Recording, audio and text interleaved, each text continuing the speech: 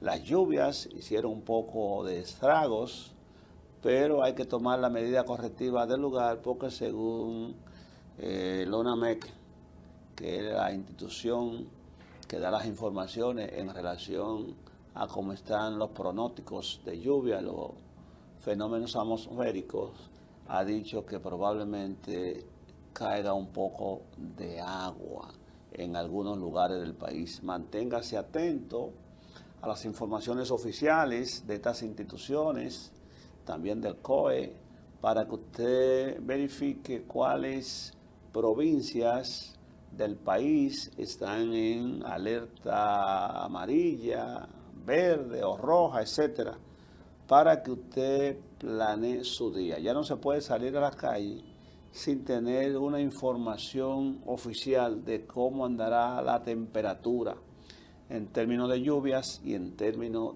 de calor. Mire, sigue desarrollándose con relativo éxito, con un gran éxito, porque aunque empezó un poco medio tortuoso por el ajuste de algunos equipos y el internet, la entrega de la cédula de identidad electoral nueva que está llevando a cabo la Junta Central Electoral, dirigida por Román Jaque Liranzo y ese equipo compuesto por Chamir Isa, Dolores Fernández, el señor Santelice y una joven ahí que todavía no me sé el nombre de ella, pero que entró como magistrada titular de la Junta Central Electoral. Algunas personas se han estado preguntando y teniendo preocupación sobre un formulario que hay que llenar. Si usted quiere donar sus órganos después que muera, hay gente que ha empezado a hablar disparate. Eso es usted que lo decide, porque es grande, porta cédula y la va a portar, aunque todavía no lo haya renovado, pero eso es usted que lo decide y se llena ese formulario y entonces ahí queda plasmado de que cuando usted muera, esos órganos que probablemente puedan servirle a alguien para seguir una vida y recuperarse de algunas enfermedades. Hablamos de órganos como el corazón, el hígado, riñones, páncreas, entre otros, que pueden ser donados. Pero eso lleva todo un proceso a los fines de que esos órganos lleguen sanos y buenos. Usted hay que someterlo a una serie de análisis, porque una gente que muera, por ejemplo, de sífilis, que muera del síndrome de deficiencia como el SIDA y otras enfermedades contagiosas, aunque quiera donar, no lo va a poder hacer, porque los órganos tienen, o no se lo van a permitir los médicos, porque los órganos tienen que estar bien. Pero eso no es que con la nueva cédula se hace obligatorio, no es una decisión suya. Algunos no lo harán en función de que sus religiones a las cuales pertenecen se lo prohíbe, y otros por cuestiones de tipo culturales no lo harán. Pero aquellos que decidan hacerlo, necesariamente antes de eso tienen que llenar un documento para concluir con el protocolo que establece la Junta Central Electoral. Es lo propio que si usted en la cédula tiene soltero y ya es casado, debe llevar una copia del acta de matrimonio.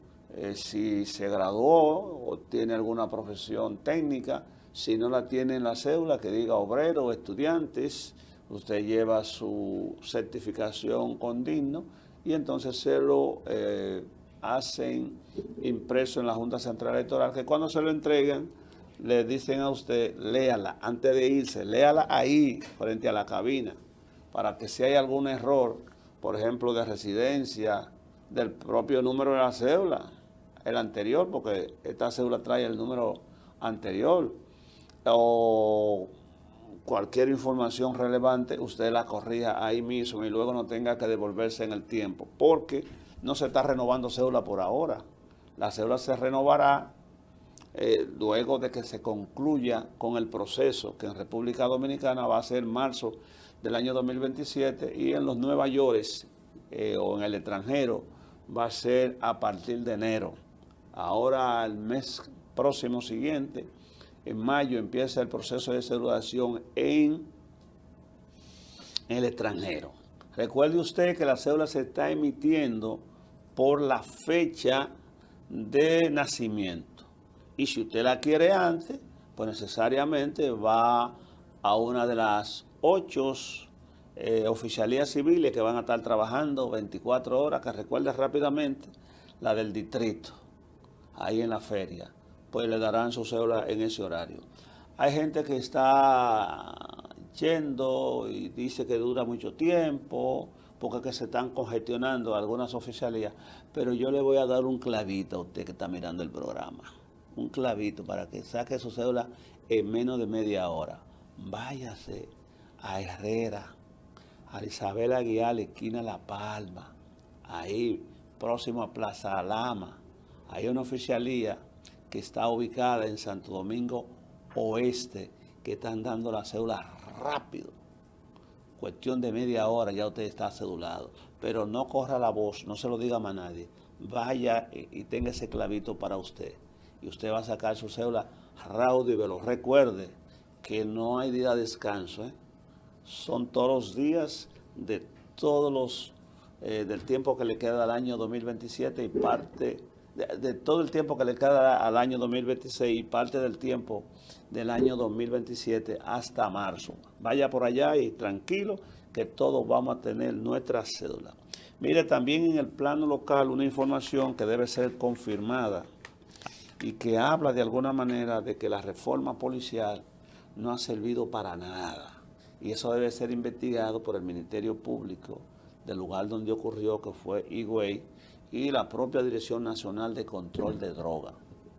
Y es que se ven a unos agentes de la Dirección Nacional de Control de Drogas a través de la magia del video recibiendo un dinero de una señora con el propósito de extorsionarla para que le soltaran algún hijo.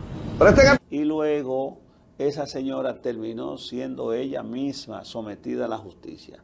No sabemos si fue un gancho que le puso la Dirección Nacional de Control de Drogas a los agentes. La cuestión es que no es usual que los policías se graben a sí mismos recibiendo dinero. Vamos a ver, señor director, este video inextenso, por favor. Adelante. Presten atención, observen esto, este dinero que está recibiendo la DNCD. Y desde aquí le pedimos a las autoridades investigar este caso en Higüey.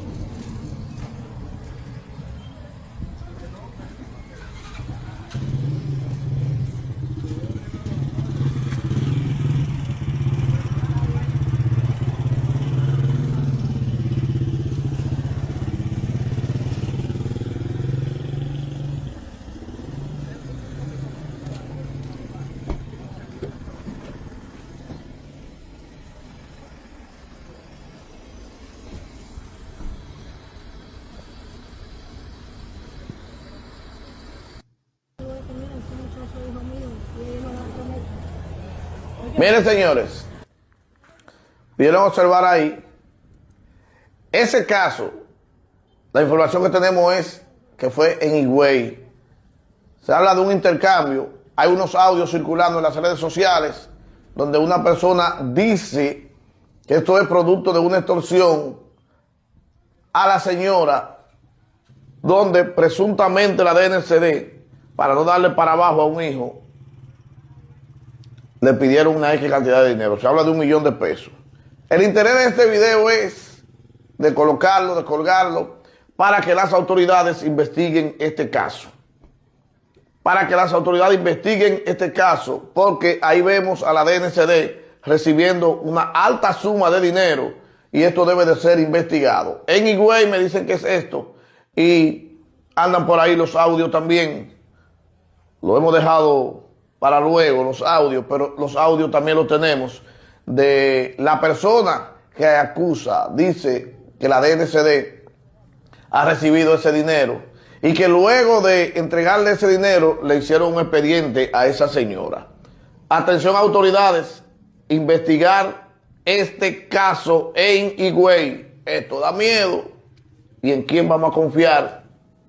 Bueno, pueden ver ustedes ahí ese caso de Higüey, que realmente llama poderosamente la atención. Sería interesante que las autoridades del Ministerio Público pues aclaren esta situación, porque se ve recibiendo una gran cantidad de dinero en un lugar público, en una camioneta que tiene una placa de exhibición.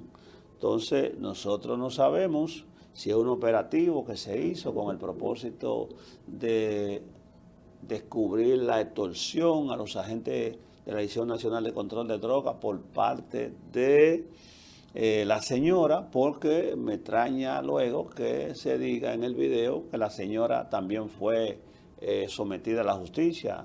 La retórica es que se le estaba dando ese dinero para que la Dirección Nacional de Control de Drogas, enclavada en Higüey, dejara ir a un hijo de la señora. Pero bueno, por eso es que esta sociedad anda como anda, o está como está, porque los padres son apoyadores. Si ella está entregando dinero, porque el hijo se vio envuelto, supuestamente alegadamente, en una acción de narcotráfico. Y ella, en vez de rechazar esa situación, una señora de cierta edad, lo que hace es que lo apoya, según el video.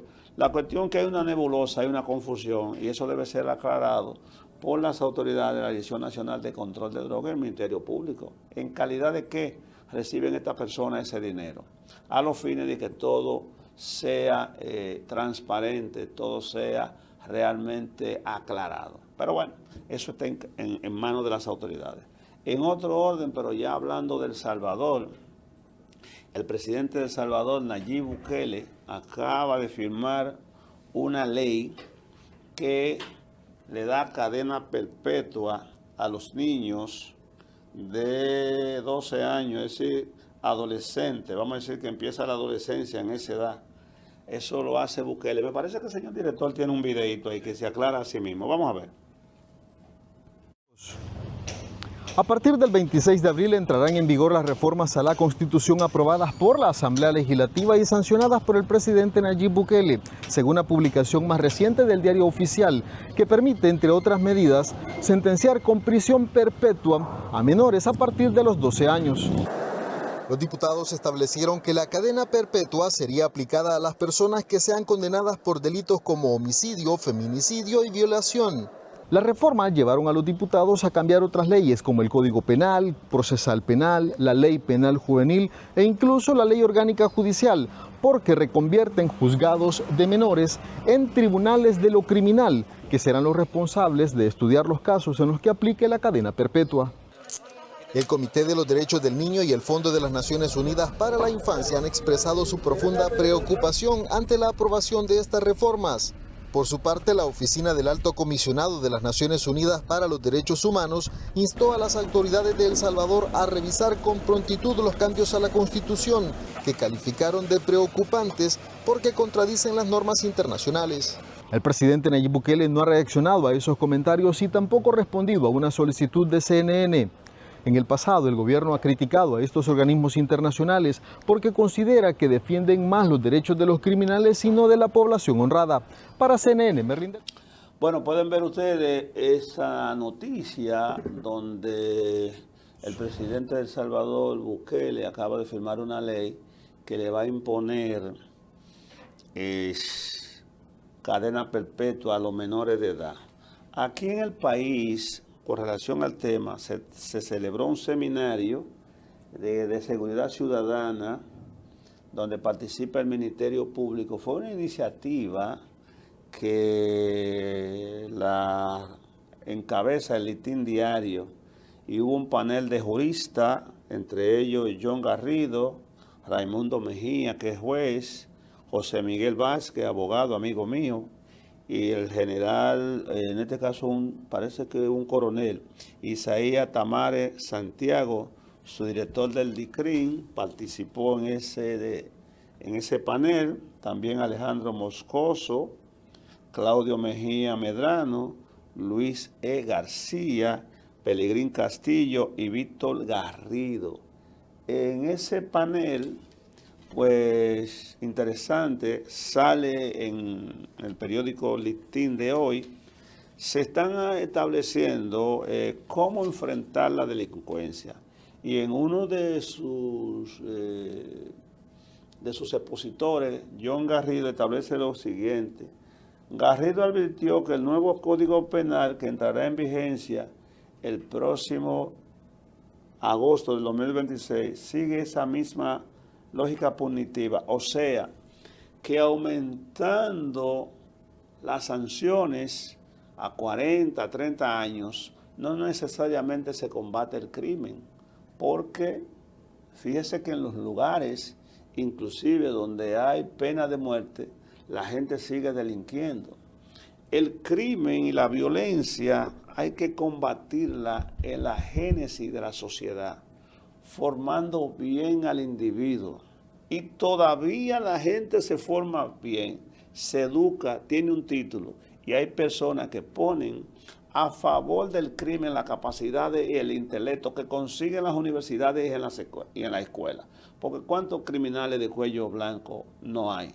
Lo que acontece es que de alguna manera en países como los nuestros, donde la institucionalidad no es tan firme, esos delitos cometidos por altos funcionarios, militares, empresarios, no son judicializados porque cuentan con el beneplácito de las autoridades, que así depende de la clase social a la que usted pertenezca para que se le impongan sanciones. Caso, por ejemplo, del YC, mire toda la vuelta que ha dado ellos. Entonces la cuestión es que no importa la cantidad de años que se le imponga a una persona, como en el caso de Bukele, que ha determinado cadena perpetua para los menores de 12 años en adelante que cometan delitos, que lo lleve a que se le aplique esa pena. Eso no resuelve el problema.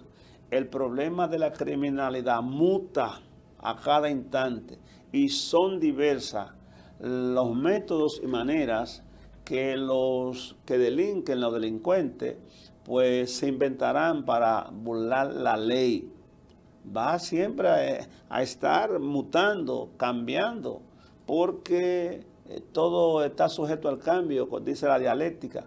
Lo que las autoridades también tienen que ir al mismo ritmo en que los delincuentes se inventan acciones.